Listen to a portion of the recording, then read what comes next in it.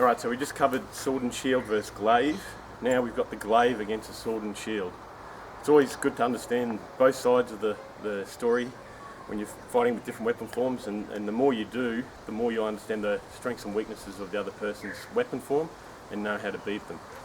So, like we touched on, you've got the intimidation factor with this weapon, okay? So you can play on that. That will instantaneously give you the initiative for people that don't know what they're doing, okay? And that's just a freebie. No work required, well done. How else do you take the initiative? I've seen a lot of people with glaives stand there and just wait for the opponent to come to them. A lot of shieldsmen don't expect the glaivesmen to come running at them. You've got the range, okay, so they'll hold off, and some people play all timid. There's no reason why you can't run at the opponent and get in range. As soon as Leon's called, and this applies to all weapon forms, but it's particularly effective against this because you can cover such a large distance so quickly.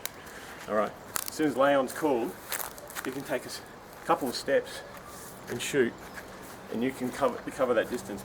That's a second or two after Leon's called, and quite often they're not prepared for such a quick and brutal attack. And then one shot and you've done it, and that's it. If you can kill with one shot, great. But the other thing that this does is initiative. You can take a lot of feints. I used to be a particular sucker for a lot of the teardrop feints and stuff like that. Because of that intimidation factor, people are a little bit more scared of it, so they'll follow with exaggerated movements. So what you need to do, you try and get their shield out of position. Same thing with any other weapon forms. You want to try and throw a shot somewhere so that the shield moves out of the way so you can come around and hit them. Same thing with this. You can just do little feints, chops, kind of thing. So that's the easiest way to get initiative, I suppose. Next, on the line. Obviously, to be a glaiveman, you need to have a good line. Okay, if you don't, you'll quickly die. So we're on line here, directly at the opponent. Like I said in the shield video, generally there'll be a shield in the way, or they'll be exposing the head or some other sacrificial element that's not really open. They just want you to shoot at it. So how do you overcome that? You need to outline them. Okay, you need to get around their line. So the easiest way to do against a left-handed shieldsman is to step to the left so that you're now got a line beyond their shield. So in the shieldsman video, that's where I said you then rotate and address the line. This then causes the glaiveman to have to come out further. So it all depends on the skill level of the other person, exactly how far you have to go around. Keep in mind, you've got the range, you can dictate the fight a bit easier, okay? So as Leon's called, instead of just running forward straight at them, my favourite move that a lot of people now know, so it doesn't work nearly as often, is you can take the step forward, take the step at the 45 degrees, and then thrust, okay? Now, that gets you the first increment of line over, okay? But if they've addressed that, then, okay, you have to take another step or two. But as part of that aggressive attack, don't just go straight forward, you can go deeper down the lines. Okay, so depending on the opponent, you may just have to move further. You just need to be careful. That's where small circle, big circle comes in with the line work.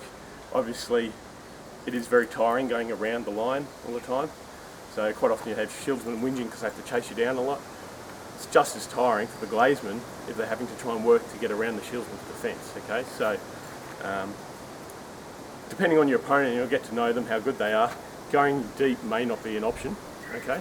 But you just need to assess that, and obviously a small circle will always win out against a big circle because the person going around the further distance is tiring themselves out for nothing. Okay, so that's the line work. Okay, it's you want to get your shieldman offline. That's the best way to kill them because the shield takes up so much space. You need to get around their defence. Okay, you can't go through it.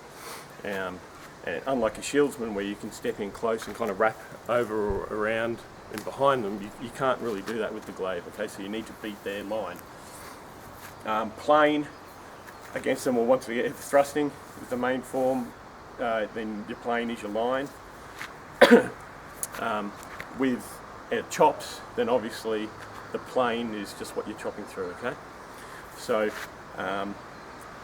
what you need to do, I suppose, so the main purpose of these videos was for a shieldsman how to beat a glaive. So that one's fairly easy because by default, if you know the skills, the shieldman should win.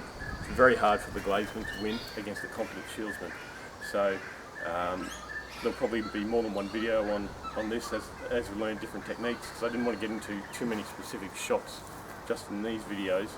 But what you need to utilise is obviously get them offline, or use that in a combination with the plane of attack. So like I said, we're coming in, we're trying to take the initiative, we're trying to get them to react, okay? So even if they've done the correct thing and they've addressed their line and they've swiveled around and you go to here and you still can't get it, you can still throw the fake, right, or the thrust.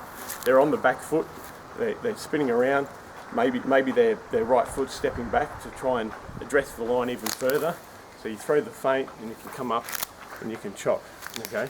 So this is where you need to utilise going from a line game to a chop game, okay, to the plane.